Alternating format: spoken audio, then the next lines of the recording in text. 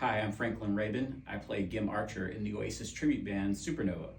I'm going to do a rig rundown today to show you kind of how I get the tones of Gim Archer in this band.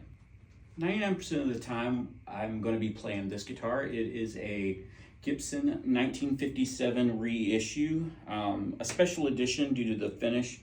If you know anything about this model of guitar, these are usually what's referred to as a gold top. This is officially listed as sparkling burgundy. So this is what I will be playing probably if you come to see us the entire show. Over here is what I use for all the acoustic stuff I do with Supernova. We don't do a whole lot of full band acoustic, but when we do, I use this. It's a Gibson J15. So next I'm gonna run through my pedal board here. Primarily what I'm using for my amp solution is this Tone King Imperial preamp. It is stereo, so 2 XLRs would come out of that and go to front of the house. I stay on the rhythm channel pretty much exclusively and then get more or less break up with pedals. Use this exotic XW1 wah. I've had this, it's probably actually the pedal I've had the longest. Never given me any problems. I can dial in any wah sound I want, and Oasis has a surprising amount of wah. Going into that is an EP booster. I don't use the EP booster a lot, but it is kind of there if I ever am feeling the need to hit the preamp a little harder and a little fatter. That goes into the Digitech Freakout. The Freakout is sort of an artificial feedback creator, and that's necessary because we're going in-ears. And Oasis, if you listen to anything, they use a lot of feedback, especially a lot of feedback in the intros. So this helps me get that when we're going in ears. So that then goes into the direct drive from Barber Electronics. This is what I use to get like those JCM 900 Knoll era tones. And while I am playing Gim Archer, a lot of Gim's role in Oasis is to play Knoll's parts from when he layered several parts. So while you are playing Gim Archer, what you're really chasing are Knoll's tones a lot of times, especially in a tribute band where you sound more like the record than the live albums. So this gives you that kind of heavy overdrive Marshall sound that Knoll got. It's perfect for that. I love it to death in that role. I then go into a King of Tone.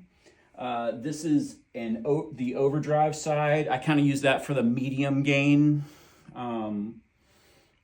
Stuff like Don't Look Back in Anger, where you want a little bit of compression, a little bit of singing to the leads, but you don't want the full, crunch of, you'd use on something like Columbia. This side is a boost, like a bright cutting boost for, a lot of things I do will be to punch in a part, like during the verse. A good example is on Don't Look Back in Anger. Please don't put your life in the hands. I do that part, I'll kick that on, and it really cuts that part through right when it needs to. So that's the boost on the King of Tone. Got the tone up pretty high, the drive about at noon. So then that goes back into the Imperial. So I go all there, and then that goes into the front end of the Imperial. The Imperial preamp has an effects loop built into it.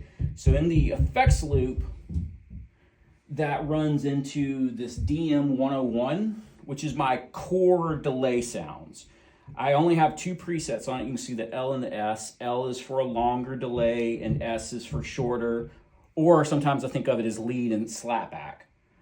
So I only have those 2 in there. They are in stereo, which can make them sound, really huge. That then goes to the Eventide H90. The H90 is just tons of different effects. We'd be sitting here all day long and not even get through a tenth of what it could do. But again, my role being Gim is I do a lot of the sort of extra sounds. So this really helps me with that. Get like a reverse delay on Do You Know What I Mean? Some of the big reverbs and stuff like that to provide atmosphere. On like Champagne Supernova for that intro, I want a really huge reverb when I'm playing Gim's parts there. So that then goes into stereo, back into the Imperial, and then from the Imperial goes out XLRs. Those two expression pedals, they're EXPs. They're from Chase Bliss. They both more or less control the wet-dry mix on the DM101 and the H90. So, if I'm ever playing somewhere and all of a sudden it's too much or too little reverb or delay or modulation, whatever I'm having that time, I can just kind of roll those up and down.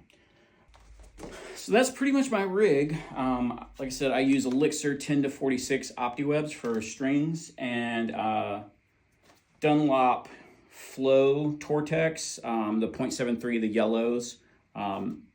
That's what I completely use. If I'm playing acoustic, I use Fender mediums, just standard Fender mediums for acoustic. All right, guys, well, thanks a lot, and hope to see you guys February 25th at Mad Life Stage and Studio in Woodstock, Georgia. There's a link for tickets in our bio.